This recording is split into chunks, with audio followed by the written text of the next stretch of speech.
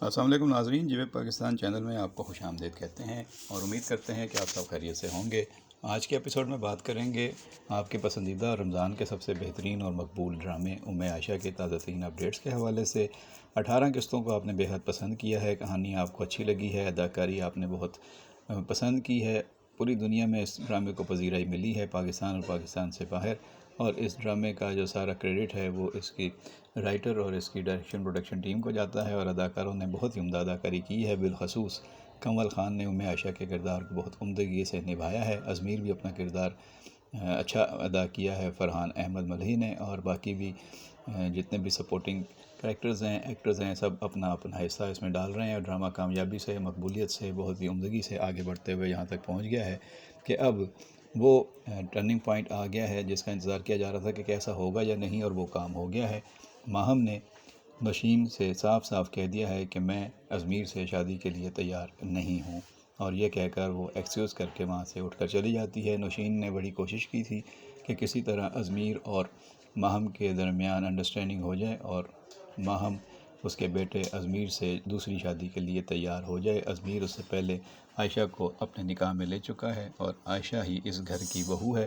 یہ ایک حقیقت ہے۔ دنیا والے جو کچھ بھی سمجھیں، باہر سے جو بھی آتا ہے وہ آ کر ماہم کو زیادہ پسند کرتا ہے، اور عائشہ کو اس کے پردے اور اسکارف کی اور ڈریسنگ کی وجہ سے وہ اس خاندان کی بہو تسلیم نہیں کرتے، بلکہ سمجھتے ہیں کہ شاید یہ کوئی ملازمہ ہے۔ لیکن اب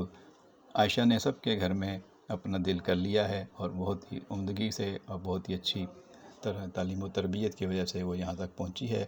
اس نے اپنے والد کی واحد نشانی جو اس کے پاس انگوٹھی تھی وہ بھی گھریلو ملازمہ شبانہ کو اس وقت یہ کہہ کر دے دی کہ یہ تمہارے کام آئے گی، کیونکہ اس کے بیٹے کا آپریشن تھا اور 40,000 روپے درکار تھے، جبکہ گھر کی مالکن نوشین یعنی کہ عائشہ کی ساس نے شبانہ کو صرف 5,000 روپے دیے تھے۔ اب وہ فون پر کہہ رہی تھی اپنے بیٹے سے کہ 35,000 روپے کا بندوبست ابھی اور کرنا ہے، اور وہ رو رہی تھی۔ اس کو روتا دیکھ کر عائشہ نے اپنی گولڈ رنگ اس کو دے دی جو اس کے والد نے اسے دی تھی اور واحد نشانی تھی، لیکن اس نے وہ انگوٹھی بھی دے دی، جس پر بعد میں گھر میں بڑا ہنگامہ کیا۔ نوشین نے اپنے شوہر اور بیٹے کے سامنے یہ کہا کہ اس نے جان بوجھ کر مجھے نیچا دکھانے کے لیے یہ حرکت کی ہے، شبانہ کو میں نے پیسے دینے سے منع کر دیا تھا، اور یہ بڑی مہان شہزادی بن رہی ہے، اور اس نے یہ پیسے دے کے دراصل مجھے نیچا دکھایا ہے، جس پر پہلے تو سسر نے اور پھر شوہر نے اس کی سرزنش کی کہ آپ کو ایسا کرنے کی کیا ضرورت تھی، جب نوشین نے پیسے دینے سے منع کر دیا تھا تو آپ کو پیسے دینے کی کیا ضرورت تھی، اور آپ کو انگوٹھی جو والد کی نشانی تھی وہ سنبھال کے رکھنی چاہیے تھی، وہ کیوں دی۔ سسر اور شوہر کی باتیں سننے کے بعد اس نے اپنے شوہر سے بتایا کہ اللہ اور رسول کا یہ حکم ہے، مجھے اپنے والد سب سے زیادہ پیارے ہیں، بہت پیارے ہیں، لیکن اللہ اور رسول کے حکم کے بعد، اور اللہ اور رسول جس کام پہ خوش ہوتے ہیں وہ ہوتا ہے کہ سب سے عزیز چیز ہو وہ اللہ کی راہ میں دینی چاہیے، اور میں نے ویسا ہی کیا۔ تو اس لیے مجھے امید ہے کہ میرا یہ صدقہ میرے والد جہاں کہیں بھی ہیں ان کے لیے صدقہ جاریہ بن جائے گا۔ یہ باتیں سن کر ازمیر بھی حیران رہ جاتا ہے۔ اسی طرح ایک انٹریکشن اس کا ماہم کے ساتھ ہوتا ہے، اور ماہم کی کوئی چیز گم ہو جاتی ہے، چارجنگ وائر چارجر جو ہے گم ہو جاتا ہے، اور وہ ڈھونڈ رہی ہوتی ہے، اور وہ کہتا یہ ہے کہ میری مدد کرو گی ڈھونڈنے میں، تو یہ کہتی ہے ہاں درود شریف پڑھ کے چیزوں کو ڈھونڈا کرو، اپنے اوپر پھونکا کرو، رکھا کرو، تو تمہیں چیزیں مل جائیں گی، اور پھر وہ چیز مل جاتی ہے، اور یہ ہے اس کا شکریہ ادا کرتی ہے ماہم عائشہ کا، تو کہتی ہے اس میں میرا کوئی کمال نہیں ہے، تم درود شریف کی طاقت سے باخبر نہیں ہو، اپنے اوپر درود شریف پڑھ کر پھونکا کرو اور تمہاری چیزیں کہیں نہیں گم ہوں گی، اور تم سلامتی کے ساتھ ساری چیزوں میں کامیاب نظر آؤ گی۔ یہ باتیں سن کر ماہم بھی حیران ہو جاتی ہے۔ اس کے بعد ایک اور واقعہ ہوتا ہے، دادی کے پاس وہ جاتی ہے اور سالگرہ کا دن یاد آ جاتا ہے کہ کل تو میری سالگرہ ہے۔ عائشہ جیسے ہی بتاتی ہے دادی امی کو، کہتی میرے والد تو میلاد رکھا کرتے تھے، تو دادی کہتی ہیں ٹھیک ہے کل تمہاری سالگرہ پر ہم میلاد رکھ لیتے ہیں۔ پھر وہ گھر پر میلاد کا اہتمام کرتے ہیں۔ میلاد کے موقع پر لان میں اسٹیج بنایا جاتا ہے، وہاں پر دادی اور عائشہ ہوتی ہیں، اور وہاں پہ نوشین اور ماہم بھی آ جاتی ہیں۔ وہ بڑے بڑے اسپیکر لگوا دیتی ہے کہ پورے محلے کو، علاقے کو آواز گونجے گی، پتہ چلے گا کہ یہاں پہ میلاد ہو رہا ہے، لیکن عائشہ اس کی مخالفت کرتی ہے، اور دادی بھی عائشہ کی بات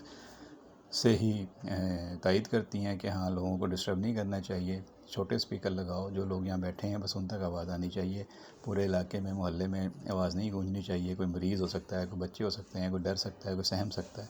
کوئی ڈسٹرب ہو سکتا ہے، تو ہمیں دوسروں کا خیال رکھنا چاہیے۔ یہ باتیں سن کر بھی نوشین اور ماہم حیران ہوتی ہیں، اور دادی جو ہیں وہ عائشہ کی باتوں کی تائید کرتی ہیں۔ تو اس پورے ڈرامے میں بہت ہی اچھے اچھے چھوٹے چھوٹے واقعات کے ذریعے سبق دیا گیا ہے، ہمدردی کا، خلوص کا، رواداری کا، محبت کا، دوسروں کا خیال رکھنے کا، حقوق انسانی کا، حقوق العباد کا۔ تو یہ بہت اچھا ڈرامہ ہے، اسی لیے اس کو سب پسند کر رہے ہیں، کامیابی سے ہمکنار ہو رہا ہے۔ اور پہلا اچھا رول پلے اس میں کیا ہے ماہم نے کہ اس نے انکار کر دیا ہے ازمیر سے شادی کرنے کے لیے نوشین کو، اور نوشین کا چہرہ لٹک گیا ہے، اور عائشہ فی الحال تو اپنا سہاگ بچانے میں کامیاب ہو گئی ہے، حالانکہ اسے ان سب باتوں کا پتہ ہی نہیں ہے کہ کیا کچھ اس کے گھر میں ہو رہا ہے۔ وہ تو بس اپنے کاموں میں مصروف رہتی ہے، اللہ اور رسول کے احکامات پر عمل کرتی ہے، اور اپنے شوہر کو خوش رکھنے کی کوشش کرتی ہے، اپنی ساس کی خدمت کرتی ہے، سسر کی خدمت کرتی ہے، دادی کی خدمت کرتی ہے۔ تو وہ سب اس کو دعائیں دیتے ہیں، لیکن نوشین اس کو پسند نہیں کرتی، اور اس کی جگہ دوسری بہو لانے کی پوری کوشش کر رہی ہے، لیکن ماہم کے ہاتھوں ابھی اس کو شکست ہو گئی ہے۔ آگے جو اپڈیٹس ہوں گے وہ آپ تک پہنچاتے رہیں گے۔ آپ کو ڈرامہ کیسا لگ رہا ہے اپنی رائے سے ضرور آگاہ کیجیے گا۔ بہت شکریہ۔